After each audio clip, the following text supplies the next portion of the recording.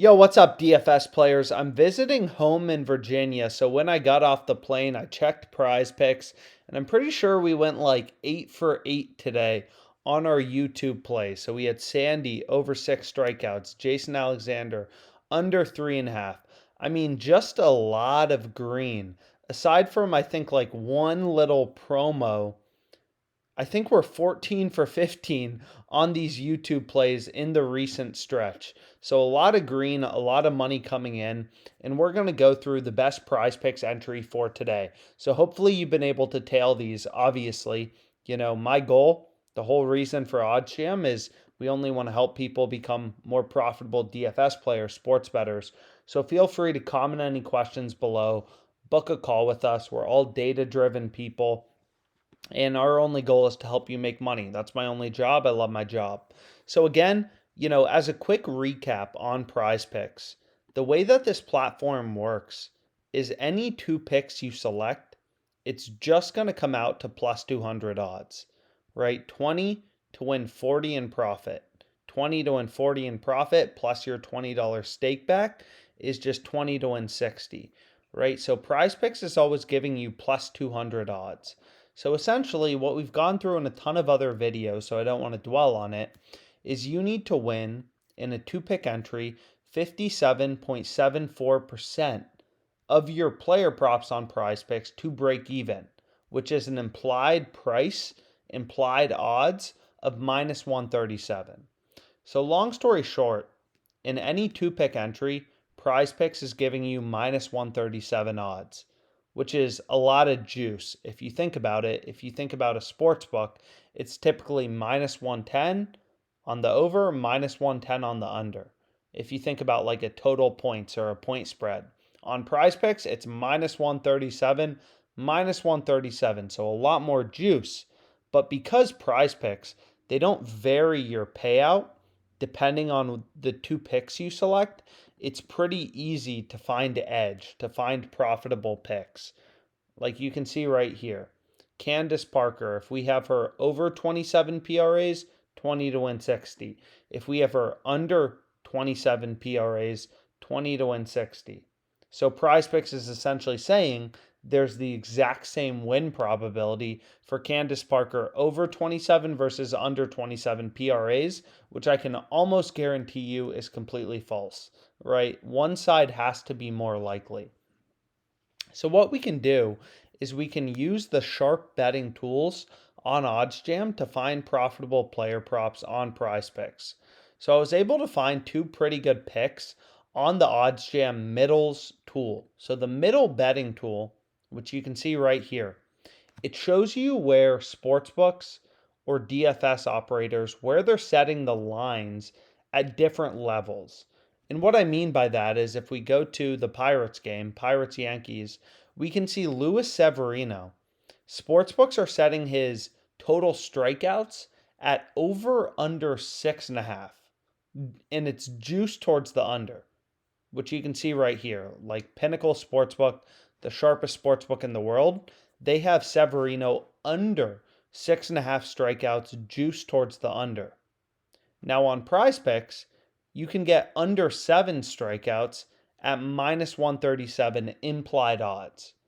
So obviously, getting the extra half a strikeout is good for us, right? If, let's say, Severino has 7 strikeouts exactly, our pick on PrizePicks will push. Our bet on PrizePicks will push. Whereas on sportsbooks, we would automatically lose because we have the under 6.5. So because the sportsbooks are heavily juicing the under 6.5 strikeouts for Severino, and we can get under 7 on PrizePicks, this is the first bet I'm going to lock in. This is a great bet that you can lock in for today. So that's the first pick I'm going with. Now the next pick I have, which you can see right here, is going to be a tennis play. So unfortunately, I'm pretty sure I've won like my last 20 MLB picks. The one bet that's lost has been a tennis bet on PrizePicks. But regardless, we have the Wimbledon. I think it's the quarterfinal. We have Amanda versus Simona under 22.5 games, minus 137 on PrizePicks. You can see Pinnacle. If we click into the odds, we can just take a peek.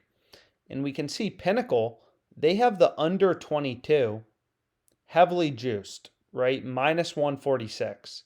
And we can get the implied price of minus 137 for under 22 and a half. So half a total game higher on PrizePicks. So this is another great value pick, right? So essentially on OddsJam, we'll show you where are you getting the best possible line on PrizePicks. So we can see here for under 22 and a half games, most sportsbooks are around minus 155. We can get this at the implied price of minus 137 on PrizePicks.